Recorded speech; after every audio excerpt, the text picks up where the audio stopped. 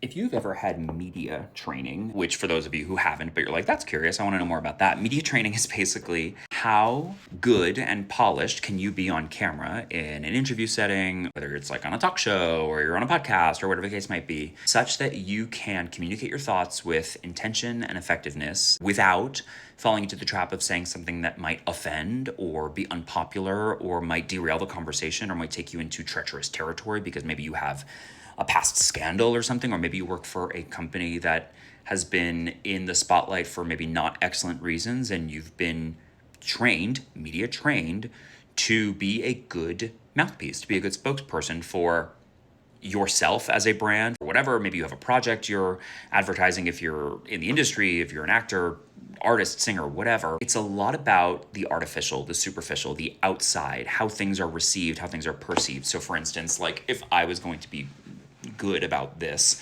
I would sit up straighter and I probably wouldn't be wearing a tank top because it looks unprofessional, and I would probably not have a baseball cap on if I wanted you to see me as this together.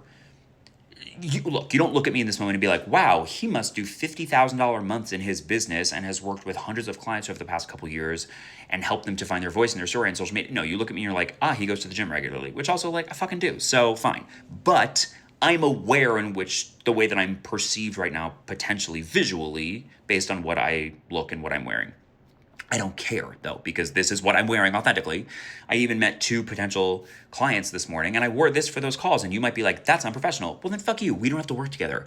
I am not my external appearance. I am what I bring to these conversations. But if you've ever had media training, you know that it is such a focus on, you're not smiling enough. You're not coming across as friendly enough in these interviews. And we really want people to think that you are warm and effusive and ebullient. It's all about what we want the people to think based on how you act. When it comes to being a fucking person in life, or speaking, or building an online presence or a brand that really feels like it is aligned with who you are as a person, if you are approaching it from the outside in, a la the media training approach, and we'll call my approach, my name is Justin Schumann, by the way. Hello, humans in my last name.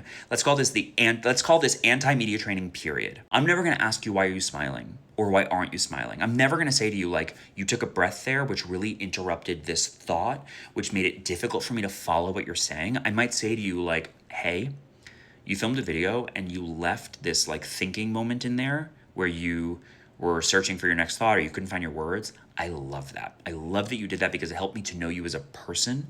It helped me to like see the cogs and the wheels in your head turn. I ultimately got a sense for that like ephemeral X factor and your values that we don't often communicate explicitly but are intrinsically communicated by the way that we be